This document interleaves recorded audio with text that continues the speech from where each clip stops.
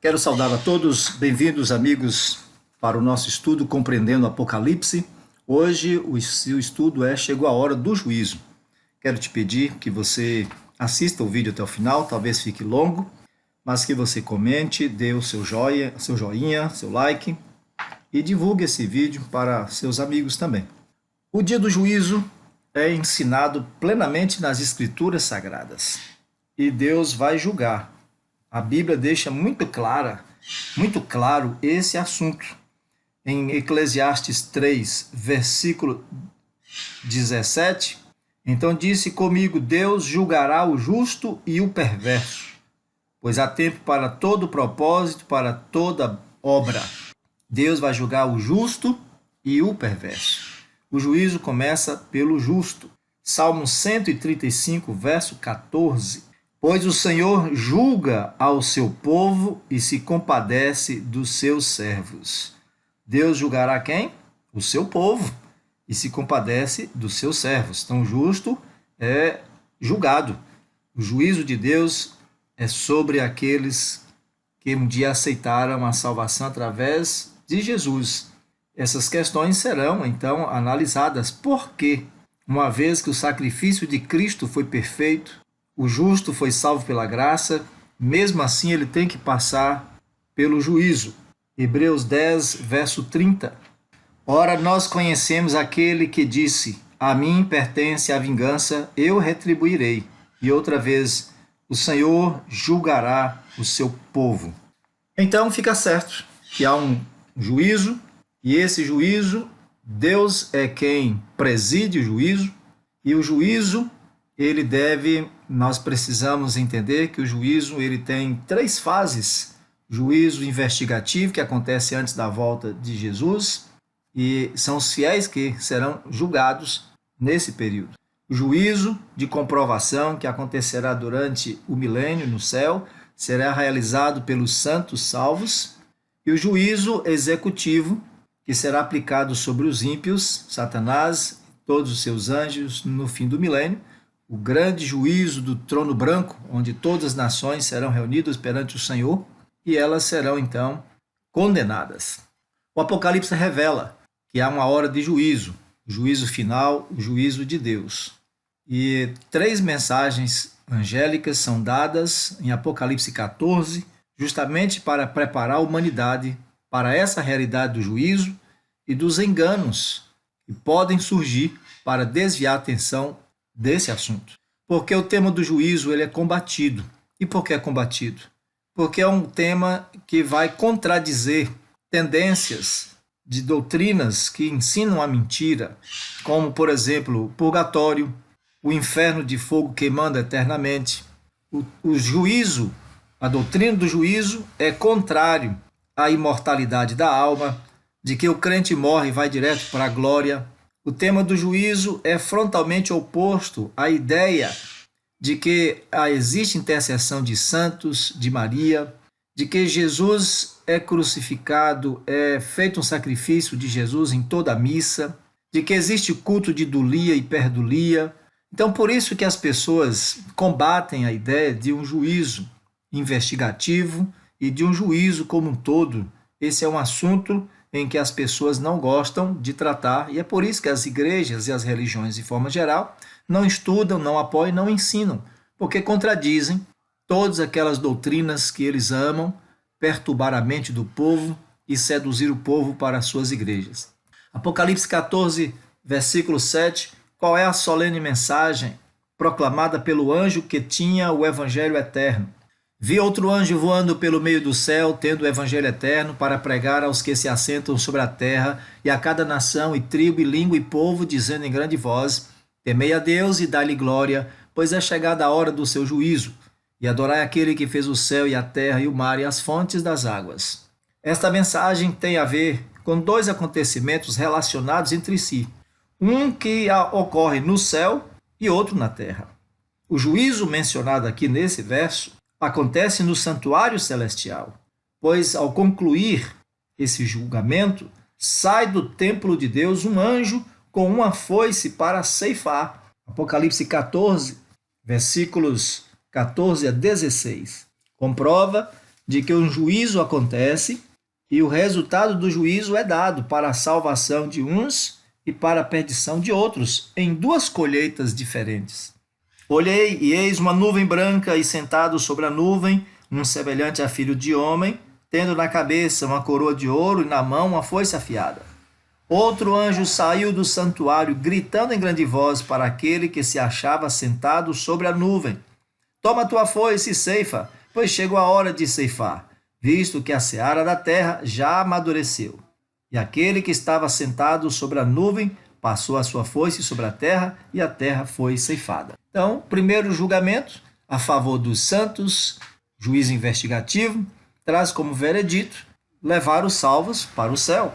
Já no final de tudo, aqueles que não estavam de acordo com a vontade de Deus têm um resultado diferente. Versículos 17 a 20 do capítulo 14, como resultado do juízo, sai para eles essa sentença.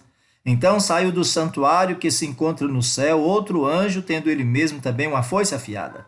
Saiu ainda do altar outro anjo, aquele que tem autoridade sobre o fogo, e falou em grande voz ao que tinha a foice afiada, dizendo: Toma a tua foice afiada e ajunta os cachos da videira da terra, porquanto as suas uvas estão amadurecidas. Então o anjo passou a sua foice na terra, e vindimou a videira da terra, e lançou-a no grande lagar da cólera de Deus. E o lagar foi pisado fora da cidade, e correu o sangue do lagar até aos freios dos cavalos, numa extensão de 1.600 estádios.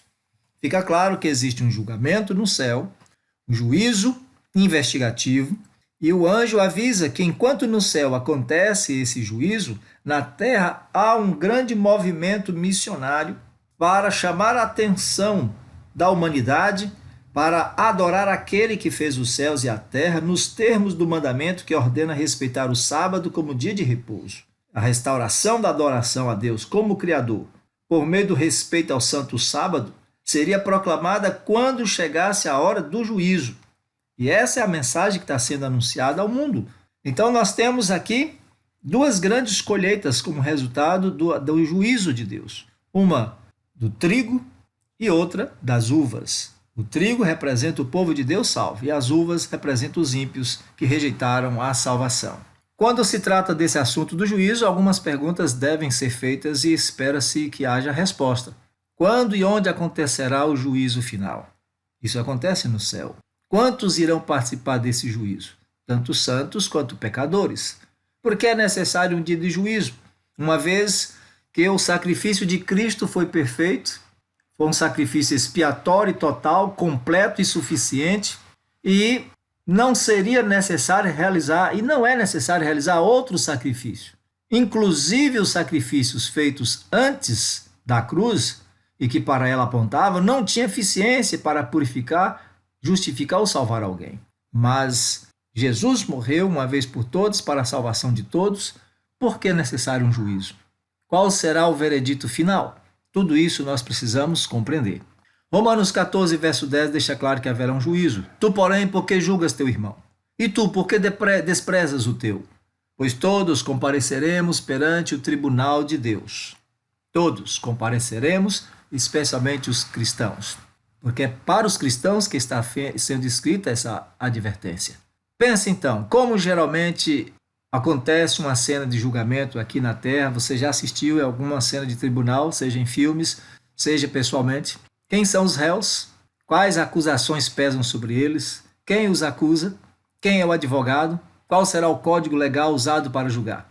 Então, no juízo terreno, geralmente se passa por um processo de investigação, um processo de preparação de provas, escritas as peças, os autos de defesa e de acusação, aparece advogado, aparece um promotor, aparece um código legal para que os casos sejam examinados e percebidos se a pessoa pode ser inocentada ou culpada. Então, é assim mesmo que se dá o juízo também divino. E é plenamente ensinado nas Escrituras um juízo investigativo e depois desse juízo investigativo há uma comprovação até que finalmente seja dado o veredito final. Vamos acompanhar. Como o processo de investigação ou condenação e absolvição era ilustrado nos serviços do santuário do Antigo Testamento. A Bíblia, desde o Antigo Testamento, através do santuário, ensinava todo o processo de intermediação de Deus em favor do pecador, para dar oportunidade à pessoa de ser salva, de como Deus assumiria a responsabilidade de resolver o problema do pecado e como cada crente poderia se beneficiar da obra pela fé, da obra de Jesus, da obra de Deus em seu favor. O santuário responde todas essas questões. No santuário terrestre, nós já estudamos esse tema na nossa aula passada, que havia 3 classes de ofertas, 3 classes de sacrifícios. E estes sacrifícios eram o sacrifício contínuo, era para benefício do povo, assim como Cristo morreu por todos. O que era esse sacrifício? Êxodo 29, verso 38 a 42. E isto é o que oferecerás sobre o altar: 2 cordeiros de 1 ano, cada dia, continuamente. 1 cordeiro oferecerás pela manhã, e o outro ao pôr do sol. Com 1 cordeiro, a 10ª parte de 1 éfa de flor de farinha amassada, com a 4ª parte de 1 hin de azeite batido, e para a libação, a 4ª parte de 1 hin de vinho. O outro cordeiro oferecerás ao pôr do sol, como oferta de manjares, e a libação, como de manhã, de aroma agradável, oferta queimada ao Senhor. Este será o holocausto contínuo por vossas gerações, à porta da tenda da congregação, perante o Senhor, onde vos encontrarei para falar contigo ali. Então, esse sacrifício contínuo, feito de manhã e de tarde, era a forma como Deus dizia que a salvação estava aberta francamente para todo aquele que quisesse ser salvo. Então, era salvação de modo assim como que fosse coletivo. Todas as pessoas podem ser salvas. Então, esse sacrifício era para todas as pessoas. E representa o sacrifício de Jesus, que também é para todas, para o benefício de toda a humanidade. 2 Coríntios 5, versículo 15. Isso vai nos mostrar que Deus fez tudo o que era possível para que todas as pessoas possam ser salvas. O texto sagrado diz: e ele morreu por todos, para que os que vivem não vivam mais para si mesmos, mas para aquele que por eles morreu e ressuscitou. A segunda classe de sacrifícios e ofertas eram as ofertas individuais, diversas, conforme Levíticos, capítulo 1, verso 2 a 4, ou Levíticos do capítulo 1 até o capítulo 5. Havia uma série de sacrifícios que eram feitos em favor de cada pessoa. Então não bastava apenas saber reconhecer que Deus salva a todos, mas era necessário que cada pessoa individualmente manifestasse pessoalmente sua fé e buscasse saber como ele próprio poderia receber o perdão e a salvação. Levítico 1, verso 2 a 4. Fala aos filhos de Israel e dize-lhes: quando algum de vós trouxer oferta ao Senhor, trareis a vossa oferta de gado, de rebanho ou de gado miúdo. Se a sua oferta for holocausto de gado, trará macho, sem defeito. A porta da tenda da congregação o trará, para que o homem seja aceito perante o Senhor. E porá a mão sobre a cabeça do holocausto, para que seja aceito a favor dele, para a sua expiação. Depois imolará o novilho perante o Senhor, e os filhos de Arão, os sacerdotes, apresentarão o sangue e o aspergirão ao redor sobre o altar que está diante da porta da tenda da congregação. Veja então, esse sacrifício era um símbolo da aceitação pessoal de Cristo, conforme João 3,16, que a salvação é que Deus amou o mundo de tal maneira para que todo aquele que nele crê em seu Filho Jesus que ele entregou. Então era uma busca pessoal para que todo aquele que crê em Jesus fosse salvo. O terceiro tipo de sacrifício era o dia da expiação, conforme Levítico 16, verso 27 a 30. Nesse dia, era um dia de se fazer uma revisão completa se todas as pessoas creram na palavra de Deus, aceitaram a provisão que Deus fez a respeito do seu pecado, concordaram e participaram, cada um pessoalmente, em busca do perdão e da salvação. Ou seja, levaram a sério as instruções de Deus e ninguém ficou de fora. Então, quando se fazia esse Yom Kippur, esse dia do perdão, era símbolo do juízo e da erradicação do pecado. Vamos ler o texto, Levítico 16, verso 27 a 30. Mas o novilho e o bode da oferta pelo pecado, cujo sangue foi trazido para fazer expiação no santuário, serão levados fora do arraial. Porém, as suas peles, a sua carne e o seu excremento se queimarão. Aquele que o queimar, lavará suas vestes, banhará seu corpo em água, depois entrará no arraial. Nesse dia da expiação, era feito um exame final de todos os pecados, e finalmente, quando o sumo sacerdote saía de dentro do santuário, era declarado que Deus poupou seu povo, aceitou seu povo, e eles poderiam festejar a oportunidade de vida e de salvação que haviam recebido. Como fazia então o pecador do Antigo Testamento para conseguir perdão de seus pecados? A salvação é individual. Logicamente que Deus proclamou através da cruz de Cristo a salvação para toda a humanidade, mas só servirá se cada um por si próprio buscar essa salvação, buscar o perdão, buscar reconciliação com Deus. Como isso era feito no Antigo Testamento? Levítico 4, verso 27 a 30. Se qualquer pessoa do povo da terra pecar por ignorância, por fazer alguma das coisas que o Senhor ordenou se não fizessem, e se tornar culpada, ou se o seu pecado em que ela caiu lhe for notificado, trará por sua oferta uma cabra sem defeito pelo pecado que cometeu, e porá a mão sobre a cabeça da oferta pelo pecado, e a imolará no lugar do holocausto. Então o sacerdote, com o dedo, tomará do sangue da oferta e o porá sobre os chifres do altar do holocausto, e todo o restante do sangue derramará à base do altar. O que acontecia aqui? Se alguém cometesse qualquer pecado por ignorância, qualquer pecado de forma involuntária, porque para o pecado voluntário, aquele pecado que você sabe que é pecado, mas não deseja mudar, não deseja parar, esse é o pecado voluntário. Porque pecado involuntário todos cometemos. É o pecado que a gente não deseja praticar. Mas o pecado voluntário é aquele que eu sei que é pecado, posso evitar, mas não quero evitar. Para esse tipo de pecado não havia provisão de Deus. Não havia perdão para eles. Mas o pecado que a pessoa foi notificada, ele trazia um cordeiro, chegava diante do sacerdote, entrava pela porta do átrio do templo, dizia que trazia um sacrifício de um animal inocente que ia morrer no lugar dele, porque o pecado gera a morte, ele entendia isso. Confessava seu pecado ali no ouvido do animal e pegava uma faca e degolava o animal. Então o pecado transferia simbolicamente do pecador para o animal que era morto. O sacerdote pegava o sangue e perguntava: onde está seu pecado agora? O pecador dizia: está no sangue. Então o sacerdote pegava o sangue, colocava nas pontas do altar, do holocausto, derramava o sangue à base do altar, e a carne do animal era comida pelo sacerdote, que assim também levava o pecado do povo, e o resto do animal era queimado, para dizer que o pecador foi queimado, o pecado foi morto, foi destruído no fogo. Resultado, simbolicamente, esse pecado era transferido para o altar, para o santuário, e assim para Deus. Porque Deus, no momento em que ele resolve perdoar o pecado de alguém, ele assume a responsabilidade desse pecado. Por quê? Porque pecado é um problema humano. Mas quando Deus resolve perdoar, o problema passa a ser de Deus. E o que Deus tem feito a perdoar? É como se ele estivesse fazendo vista grossa. Deus não levou em conta os tempos de ignorância, não levou em conta o pecado, porque preparou um dia de cobrar esse pecado nas costas dele mesmo, do seu filho Jesus, do Messias. Por isso que ele fez isso.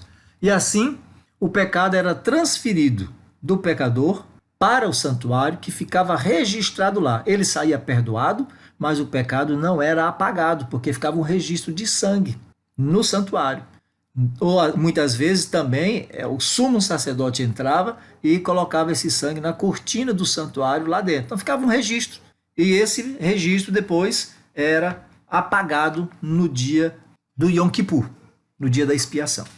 Hebreus 9, verso 9 a 14 diz que todos esses sacrifícios que aconteciam, que é uma alegoria para o tempo presente, que se oferecem dons e sacrifícios que, quanto à consciência, não podem aperfeiçoar aquele que faz o serviço, consistindo somente em comidas e bebidas e várias abluções e justificações da carne, impostas até ao tempo da correção, Mas vindo Cristo, sumo sacerdote dos bens futuros, por um maior e mais perfeito tabernáculo, não feito por mãos, isto é, não desta criação, nem por sangue de bodes e bezerros, mas por seu próprio sangue, entrou uma vez no santuário, havendo efetuada uma eterna redenção. Porque se o sangue dos touros e bodes e a cinza de uma novilha esparzida sobre os imundos os santifica, quanto à purificação da carne, quanto mais o sangue de Cristo, que pelo Espírito Eterno se ofereceu a si mesmo imaculado a Deus, purificará as vossas consciências das obras mortas para servirdes ao Deus vivo. Este texto nos garante que todos os sacrifícios feitos no santuário da terra eram simbólicos do grande sacrifício feito por Jesus. O santuário da terra trabalha em consonância com o santuário do céu. As cerimônias da terra eram um símbolo de uma cerimônia superior que aconteceria no céu, onde Jesus faria o verdadeiro sacrifício aqui na terra por nós e apresentaria os méritos do seu sacrifício para todos aqueles que crescem verdadeiramente nele. Quais são os méritos do sacrifício de Jesus? O perdão dos pecados, a graça para resistir o pecado, conhecer a verdade, receber o dom e o batismo do Espírito Santo, viver em harmonia com a lei de Deus, se tornar um súdito do reino dos céus. Então, todos esses méritos só recebemos pela graça de Jesus, não por obras que cada um de nós faz. Então, o que acontece? Por que é necessário um santuário? Porque o santuário explica porque Deus tem o poder de perdoar o pecador ao invés de condená-lo à morte instantaneamente, como sua justiça exige. Mas ele não deixará de fazer isso. Ele cumpriu sua justiça condenando o pecado que estava sobre Jesus. Portanto, o santuário da terra ensina essa grande verdade, que houve um portador de pecados. Primeiro, o cordeiro, que representava Jesus, o sacerdote que representava Jesus, o próprio santuário que representa Jesus, como um santo dos santos, como completamente santo, que levou sobre si os pecados e a culpa desses pecados. O profeta Jeremias evidencia o fato de que esses pecados eram perdoados e ficavam registrados no santuário e o contaminavam. Jeremias 17:1 diz: o pecado de Judá está escrito com um ponteiro de ferro e com diamante pontiagudo gravado na tábua do seu coração e nas pontas dos seus altares. Então ficava um registro dos pecados no santuário. Como é que era registrado? Através do sangue que se levava lá para dentro, ou derramado na base do altar, através da carne comida pelo sacerdote. Então, os pecados ficavam ali. E por isso haveria uma data de remoção desse sangue, de toda essa impureza que estava contaminando o santuário. Era uma contaminação física, mas no céu a contaminação é moral. Não existe sangue derramado no céu, não existe sujeira no céu. Mas o santuário celestial precisa ser purificado. De quê? De pecados que estão lá. Bom, depois do acúmulo dos pecados durante o ano, o que se fazia no dia da expiação? Levítico 16, verso 29 e 30, diz: isto vos será por estatuto perpétuo. No 7º mês, aos 10 dias do mês, afligireis a vossa alma e nenhuma obra fareis, nem o natural, nem o estrangeiro que peregrina entre vós. Porque naquele dia se fará expiação por vós, para purificar-vos, e sereis purificados de todos os vossos pecados perante o Senhor. O que acontecia? Aos 10 dias do 7º mês, que era o dia da expiação, o sumo sacerdote, então, trazia um sacrifício por ele, um touro, e por ele, pela sua família, pela casa de Israel, e levava esse sangue lá. Aí, então, trazia-se 2 bodes, para representar, um representando Deus e outro representando o inimigo de Deus. E é resultado disso. Era o momento de descobrir quem de fato era o verdadeiro culpado pelos pecados. Era Deus ou era Satanás? Mas o que acontecia com aquela pessoa que não levou a sério as recomendações da lei e não aceitou o plano de Deus, não obedeceu, não trouxe o sacrifício, brincou com o pecado, fingiu que era um servo de Deus, andou no meio do povo de Deus, recebeu as bênçãos dessa comunhão, mas de fato nunca foi convertido. Então o que acontecia com essa pessoa? Levítico 23, verso 27 a 29, nos diz: Mas aos 10 deste mês sétimo será o dia da expiação. Tereis santa convocação e afligireis a vossa alma. Trareis oferta queimada ao Senhor. Nesse mesmo dia nenhuma obra fareis, porque é o dia da expiação, para fazer expiação por vós perante o Senhor vosso Deus. Porque toda alma que nesse dia se não afligir, será eliminada do seu povo. Quem nesse dia fizer alguma obra, a esse eu destruirei do meio do seu povo. Nenhuma obra fareis, é estatuto perpétuo pelas vossas gerações em todas as vossas moradas. Sábado de descanso solene vos será. Então afligireis a vossa alma, aos 9 do mês, de uma tarde a outra tarde, celebrareis o vosso sábado. O que acontecia? A pessoa que não levou a sério, que brincou, ele passando por esse escrutínio aí do sumo sacerdote, passando pela investigação de Deus, essa pessoa seria eliminada porque ele não era um verdadeiro crente. Ele debochou da graça, ele não andou conforme a lei, a vontade de Deus expressa em sua palavra. Por isso que existe um santuário no céu, é por isso que é necessário haver um juízo investigativo sobre o povo de Deus. Isso tem que ficar claro. Por quê? Porque Deus não pode salvar de qualquer jeito as pessoas. Ele tem que respeitar os princípios de sua própria justiça. Deus pode perdoar? Sim, pode. E a resposta está no santuário.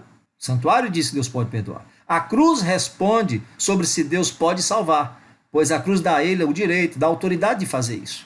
Porque ele cobrou a dívida de todo ser humano em Cristo. Então, quando Deus perdoa, ele diz, não vou cobrar com a minha justiça o seu pecado, mas cobrarei em alguém.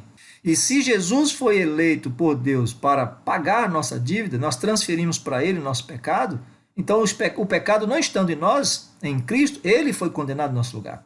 Mas se eu não agir correto, brinquei com a graça, o pecado continua em mim e Deus punirá o pecado. A cruz não responde se a pessoa está habilitada a ser perdoada. A cruz não responde isso, porque cada um pode ser chamado para a salvação, mas são poucos os que de fato desejam ser salvos. Você deve entender que há muita gente que vem para a igreja, vem para Jesus, por vários motivos. Alguns para buscar emprego, alguns para se casar, alguns para arranjar namorada, outros por causa de amizade, outros passam a vida inteira brincando com o pecado, e aí quando estão velhos e doentes, chama o padre para dar extrema unção, chama o pastor para batizar. Essa pessoa pode ser salva? Apesar de Jesus ter morrido por ela, Deus pode salvar a pessoa de qualquer jeito? Por isso que existe uma investigação no céu, nos livros de registro. Vamos continuar estudando e você vai entender por que é necessário um juízo. Com essa cerimônia do Yom Kippur, se encerrava o ciclo religioso do ano para Israel, símbolo do juízo final, que se completava com a saída do sumo sacerdote para abençoar o povo, e aí o povo então festejava na festa das cabanas a graça que Deus veio habitar no meio do seu povo e encontrou seu povo santo, encontrou seu povo justificado, salvo pela graça. Que a declaração do Novo Testamento demonstra que essa cerimônia era símbolo do juízo que haveria de realizar-se no céu. Olha o texto, Hebreus 9, verso 23 a 28. Era necessário, portanto, que as figuras das coisas que se acham nos céus, ou seja, o santuário da terra e todo o seu serviço, fossem purificados com sangue de touro, de bode e outros animais.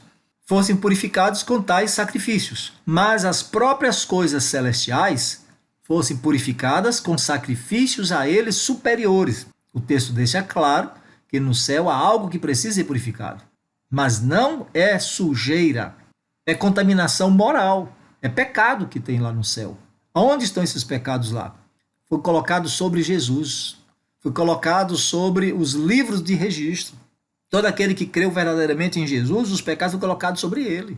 E essa pessoa então pode ser perdoada, pode ser declarada justa, justificada diante de Deus. Entenda? Porque Cristo não entrou em santuário feito por mãos, figura do verdadeiro, porém no mesmo céu, para comparecer agora por nós diante de Deus. Nem ainda se oferecer a si mesmo muitas vezes, como o sumo sacerdote cada ano entra no Santo dos Santos com sangue alheio.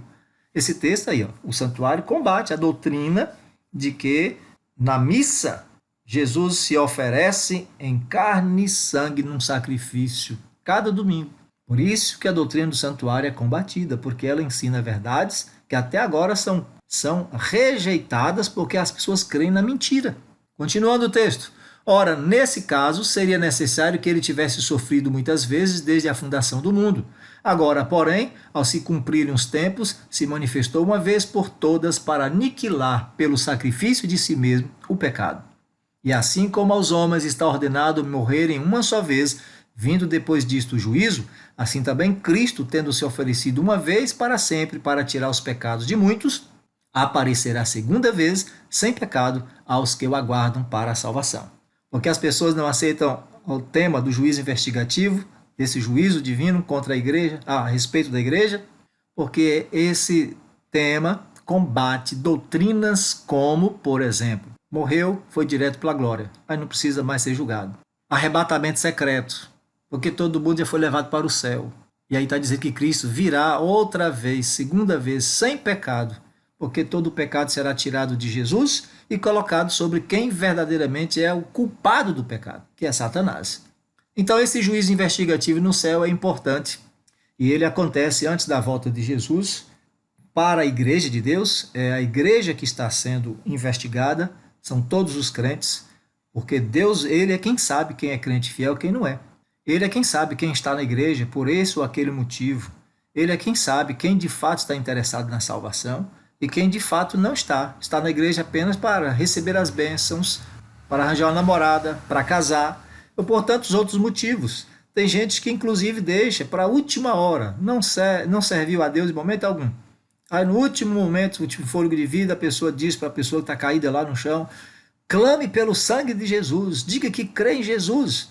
E como a pessoa diz, eu creio, pronto, foi salvo. Será que Deus pode salvar o pecador de qualquer jeito? De forma alguma. Por isso que existe um juízo investigativo para declarar para o universo quem de fato creu, quem de fato foi justificado, quem de fato viveu como um cristão digno de estar no céu. Segundo o profeta Daniel, o que se realizaria no céu antes da volta de Jesus? Daniel 7, verso 9 e 10 diz: Continuei olhando, até que foram postos uns tronos, e o ancião de dias se assentou. Sua veste era branca como a neve, e os cabelos da cabeça como a pura lã. O seu trono eram chamas de fogo, e as suas rodas eram fogo ardente. Um rio de fogo manava e saía de diante dele. Milhares de milhares o serviam, e miríades de miríades estavam diante dele. Assentou-se o tribunal, e se abriram os livros. Livros são abertos no tribunal diante do olhar atento do Senhor Deus Todo-Poderoso. Então Deus ali fará então a abertura dos trabalhos do juízo. E aqueles sacrifícios que foram feitos no Antigo Testamento, eles estavam pautados na fé, a gente sabe disso. Pela fé, obediência e confiança que o ofertante depositavam em Deus e sua palavra. Eles criam que Deus tinha a solução para o pecado, para justificar o perdão concedido e a justificação oferecida. Portanto, todos aqueles que faziam isso com consciência, no dia do juízo, saíam para casa felizes porque foram perdoados e foram salvos. Por isso que precisa haver um juízo investigativo. Vou continuar falando isso para você entender. Livros no céu. É onde estão os autos do processo, é onde estão as provas. Quais são esses livros? A Bíblia fala de alguns, como o livro memorial, em Malaquias 3, verso 16. Esse livro memorial é onde estão relatadas todas as boas obras, os bons pensamentos, tudo aquilo que o ser humano fez para resistir ao pecado, para agir como um cristão genuíno, verdadeiro, consciente, buscando a presença de Deus, crescendo na graça. Malaquias 3, verso 16. Então os que temiam ao Senhor falavam uns aos outros. O Senhor atentava e ouvia. Havia um memorial escrito diante dele para os que temem ao Senhor e para os que se lembram do seu nome. Os que temem a Deus farão as obras de Deus, porque imitarão o caráter de Deus. Os filhos de Deus são parecidos com o Pai, vivem de acordo com a vontade de Deus, com a lei de Deus. Então, livro das boas ações, o livro memorial. Tem o livro dos pecados também. Isaías 65, versos 6 e 7. Eis que está escrito diante de mim, e não me calarei, mas eu pagarei. Vingar-me-ei totalmente das vossas iniquidades, e juntamente das iniquidades de vossos pais, diz o Senhor, os quais queimaram incenso nos montes e me afrontaram nos outeiros, pelo que eu vos medirei totalmente a paga devida às suas obras antigas. Então veja aí, ó, tem crente que aceita Jesus mas continua feiticeiro, continua na pornografia, continua vivendo uma vida de prostituição, continua vivendo uma vida de pecado. Uns bebem, outros fumam. Deus pode salvar alguém de qualquer jeito? Não. Então, nos livros estão registrados esses atos, que eu não posso julgar ninguém, você não pode julgar ninguém, então Deus julgará de forma justa para dizer quem de fato entra no céu. Mateus 12, versos 36 a 37, Jesus diz que nossas próprias palavras frívolas, palavras que nós falamos jocosamente ou dizendo maldições, essas palavras serão enfrentadas no juízo, delas vamos dar contas. Mateus 12, 36, 37. Digo-vos que de toda palavra frívola que proferirem os homens, dela darão conta no dia do juízo, porque pelas tuas palavras serás justificado e pelas tuas palavras serás condenado. Perfeito? Então, tem esse livro, o livro dos pecados. Falam dos atos pecaminosos da vida do ser humano. Tem o livro da vida, Apocalipse 20, verso 12 a 15. Vi também os mortos, os grandes e os pequenos, postos em pé diante do trono. Então se abriram livros. Ainda outro livro, o livro da vida, foi aberto. E os mortos foram julgados segundo as suas obras, conforme o que se achava escrito nos livros. Deu o mar os mortos que nele estavam. A morte e o além entregaram os mortos que neles havia. E foram julgados um por um, segundo as suas obras. Aí, muita gente vai achar, mas tudo isso é simbólico, tudo isso não passa de símbolos, né? De sombra. Não, meus amigos. A Bíblia está falando uma linguagem que eu e você não podemos ter dúvidas. Existem livros nos céus que estão anotados ali, cada vida, cada ato, seja bom ou mal, pensamento, palavras ou obras, estão todos anotados. Então Deus vai pesar isso no juízo. Cada vez que uma pessoa comete pecado, não confessa, ele tem a manhã e a tarde, ele tem um dia inteiro para fazer isso, vai acumulando. Então, quando ele pede perdão, Deus não apaga o pecado, ele simplesmente escreve do lado do nome da pessoa que ele foi perdoado. Por quê? Porque ele vai cometer esse mesmo pecado de novo, não vai ficar apagando e escrevendo, apagando e escrevendo. O jeito de apagar de Deus será quando Jesus terminar sua obra final e a cada nome que confessou o pecado, crente verdadeiramente em Jesus, o nome permanecerá no livro da vida, o pecado será apagado e depois transferido para quem de fato é o culpado pelo pecado, que é o diabo. Esse livro da vida tem também Filipenses 4:3, que diz que nesse livro da vida estão todos aqueles que um dia entregaram a vida a Jesus, fizeram trabalho missionário, pregaram, fizeram boas obras, mas é lógico que alguns desistem. Filipenses 4:3. A ti, fiel companheiro de julgo, também peço que as auxilies. Auxilies quem? Evódia e Sintique, pois juntas se esforçaram comigo no Evangelho. Também com Clemente e com os demais cooperadores meus, cujos nomes se encontram no livro da vida. Quer ver uma pessoa que o nome estava no livro da vida e que com certeza no juízo Jesus já cancelou o nome dele? Judas. Fez milagres, andou com Jesus, aceitou a Cristo, mas resolveu abandonar. Uma vez salvo, está salvo para sempre? Não. É por isso que as pessoas não gostam da doutrina do juízo investigativo, da doutrina do santuário, porque vai frontalmente contra essas bobagens, essas mentiras teológicas contadas nos púlpitos por aí. Mas fique claro, existem livros nos céus, são os autos do processo ali registrados para colocar para todo mundo ver. E será mostrado no juízo de Deus. O juízo começa pelos que estão escritos no livro da vida, ou seja, pelos crentes. Então, os crentes são os réus. Fica claro, a Bíblia diz que o povo de Deus será o primeiro a ser julgado. Isso está escrito em vários lugares da Bíblia e você precisa compreender isso. Está escrito em Hebreus 10, verso 30, Salmo 135, verso 14, que Deus vai julgar primeiro é o seu povo. Mas vai ter dó do seu povo, ele vai cuidar do seu povo. O juízo aí é para todo o povo de Deus que é fiel e verdadeiro e não precisa temer, porque Jesus cobre com sua graça, sua justiça, cada ato falho desse pecador que busca perseverar na presença do Senhor, sente tristeza pelo pecado, abandona e luta contra isso todo dia. 1 Pedro 4,17 diz, porque a ocasião de começar o juízo pela casa de Deus é chegada, Ora, se primeiro vem por nós, qual será o fim daqueles que não obedecem ao Evangelho de Deus?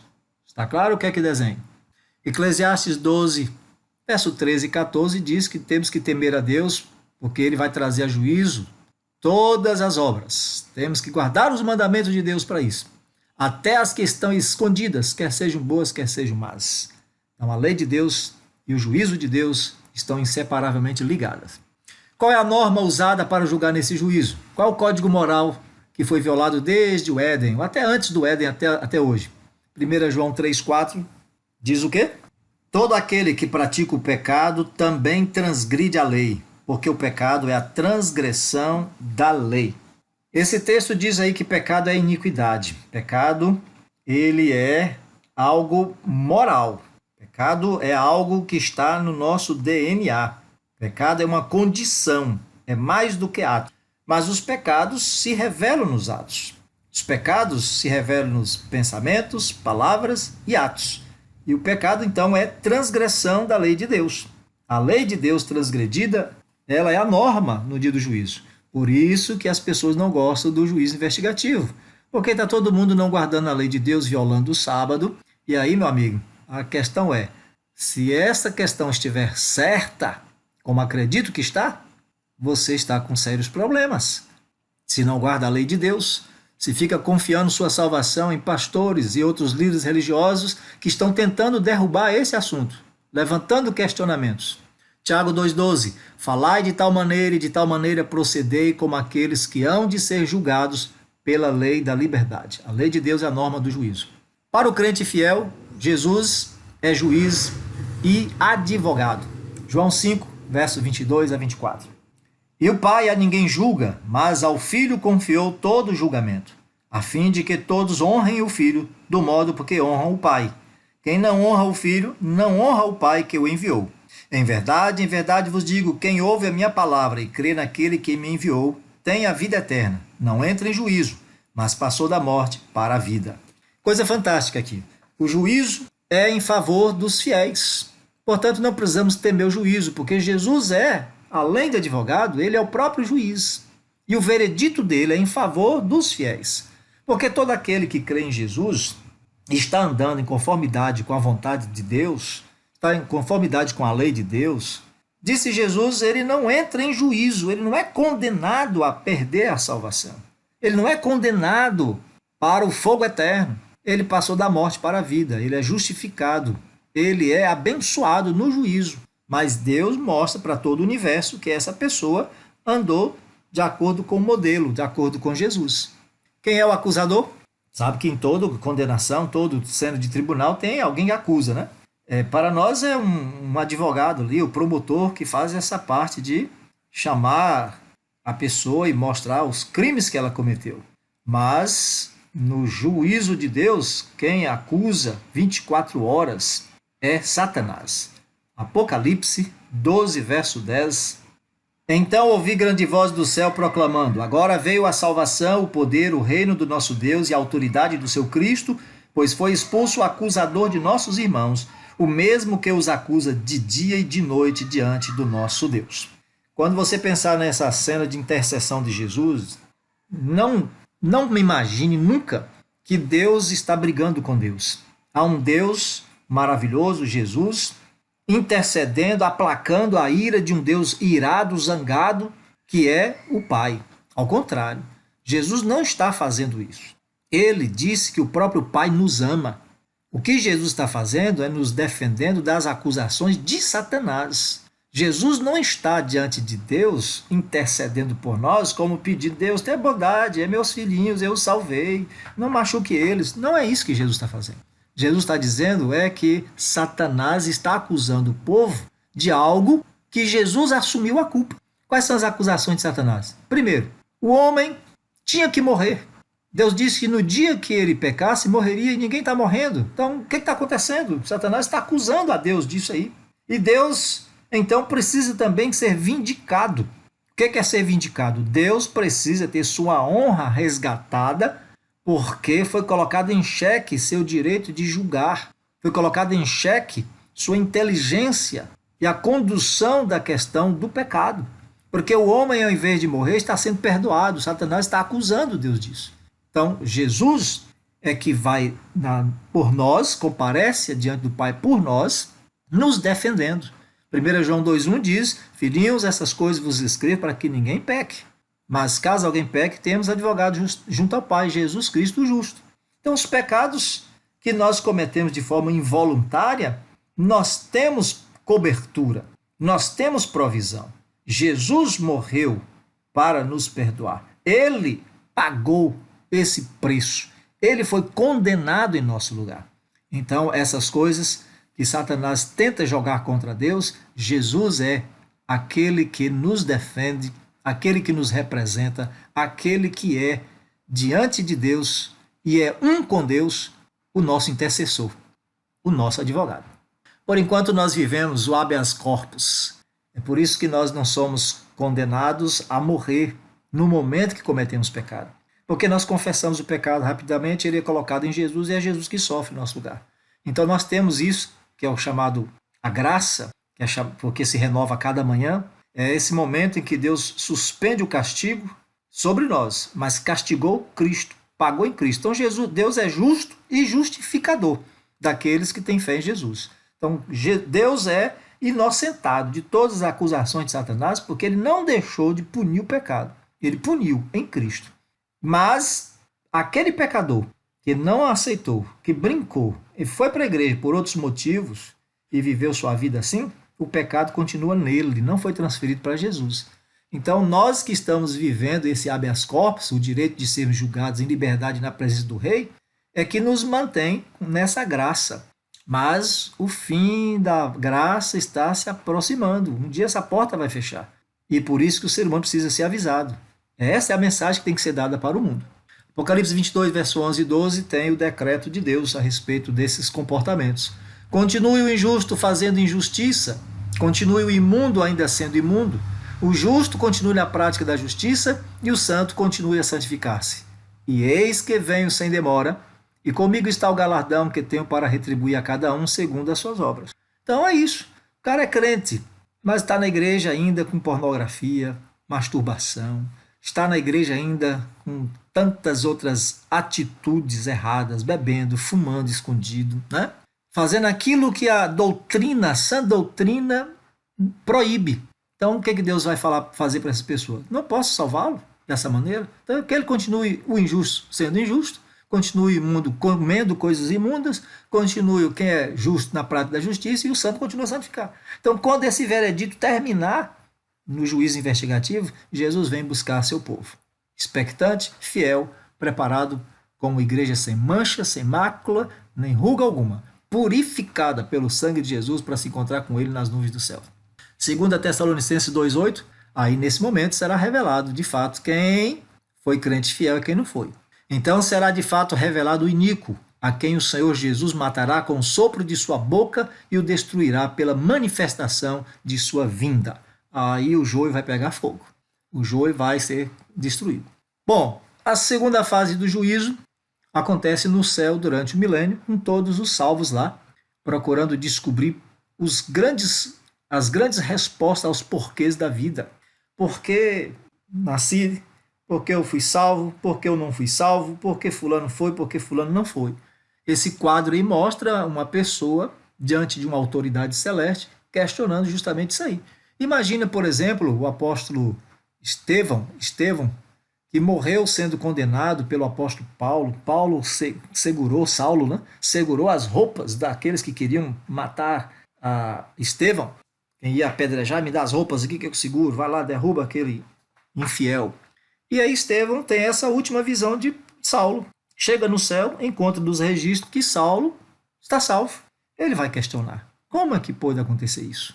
É aí que se abrirão os livros e mostrará a história que ninguém conhece. A grande surpresa é que, primeiro, você está salvo. Segundo, porque outras pessoas que você achava que não estariam salvas estão lá. E Deus mostrará os resultados desse julgamento e você simplesmente só vai glorificar a Deus porque Deus foi maravilhoso em tudo que ele fez. Sua justiça está de acordo com os mais elevados padrões e princípios de justiça que ele mesmo estabeleceu no universo. Portanto, Deus será justo. Apocalipse 20, verso 4. Vi também tronos, e nestes sentaram-se aqueles aos quais foi dada a autoridade de julgar. Vi ainda as almas dos decapitados por causa do testemunho de Jesus, bem como por causa da palavra de Deus, tantos quantos não adoraram a besta, nem tampouco a sua imagem, e não receberam a marca na fronte e na mão, e viveram e reinaram com Cristo durante 1000 anos. Essas pessoas aqui foram mortas, foram decapitadas por causa do testemunho de Jesus, por causa da palavra de Deus, porque não adoraram a besta, porque nem a sua imagem, não receberam a marca. Tal. Todas as pessoas que se mantiveram fiéis aos princípios da palavra de Deus contra o mundo rebelde, muitas delas morreram.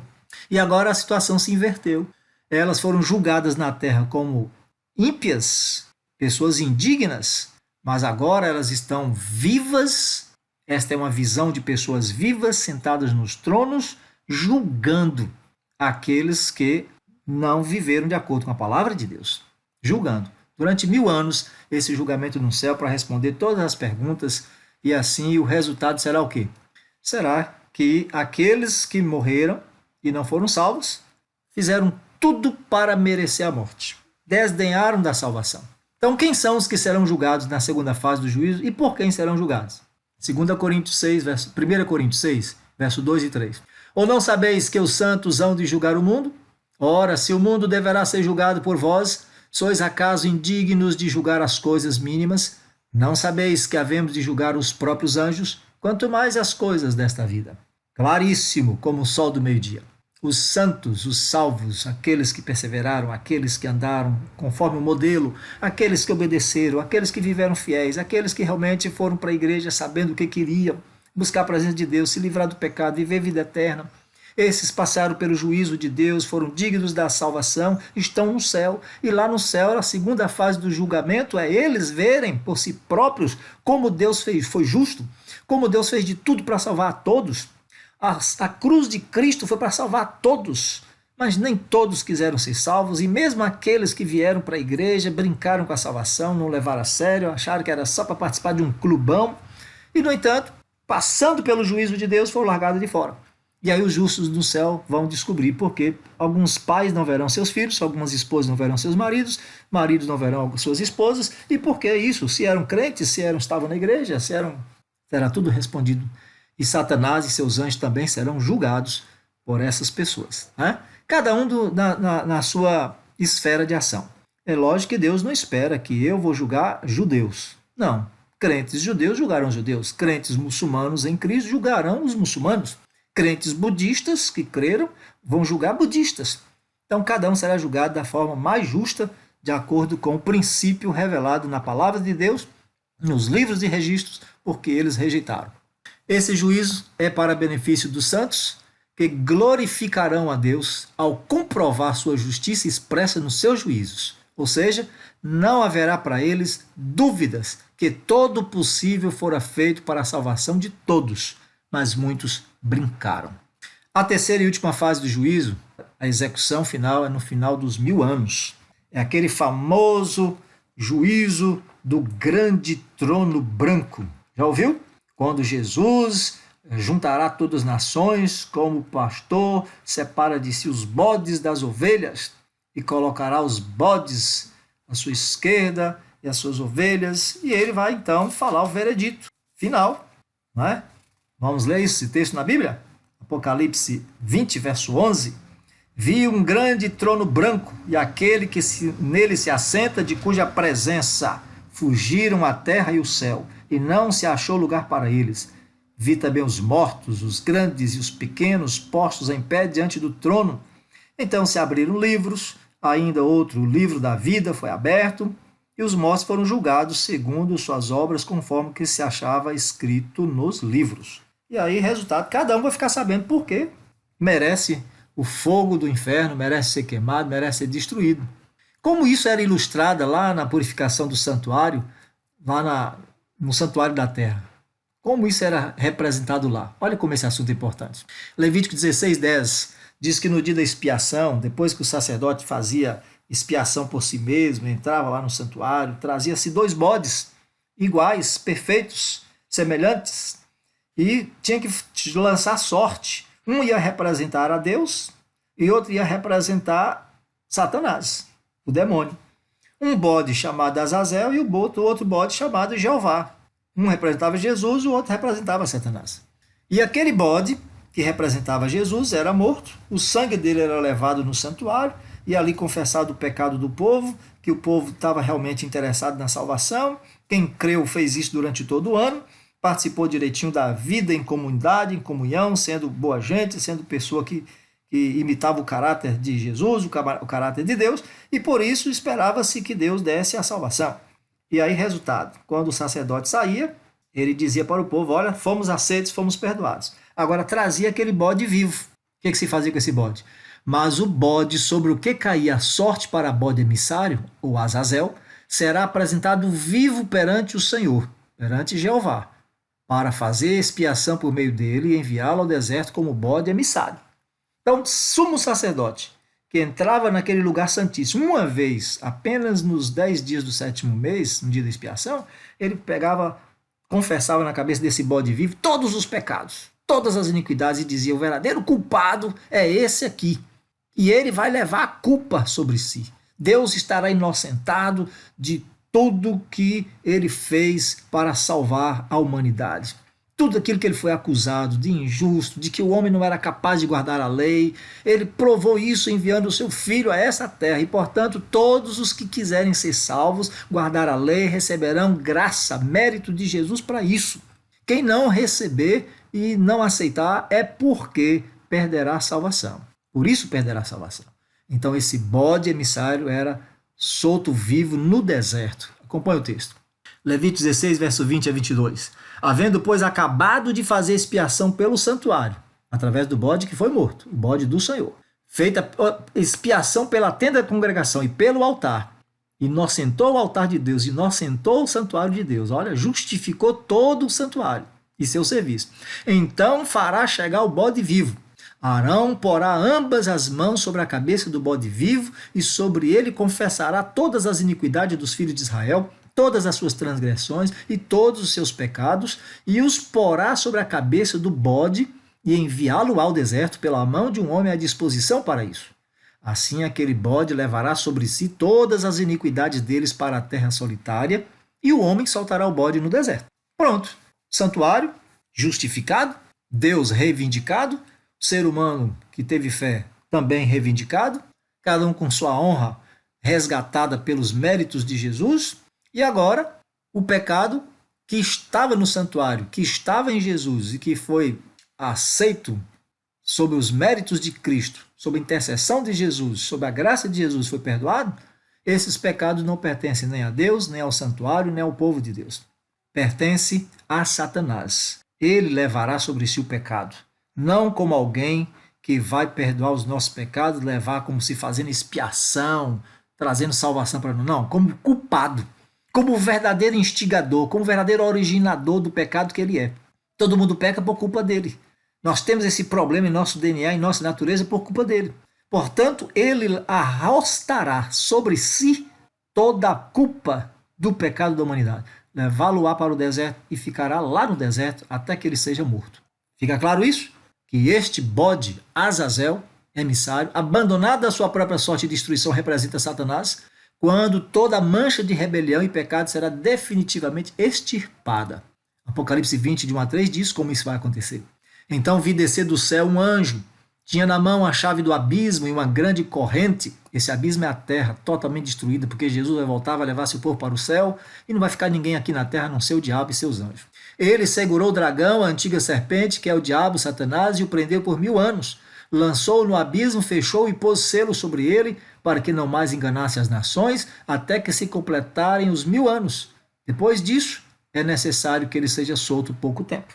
Então, Satanás estará preso, a humanidade estará morta, porque os salvos estarão nos céus, e aí Satanás, como aquele bode, que foi prefigurado no Antigo Testamento, né? Naquele ritual lá do dia da expiação, Satanás será preso nessa terra, ficará sozinho aí durante 1000 anos, pensando o que ele vai fazer, né? Porque o final está chegando.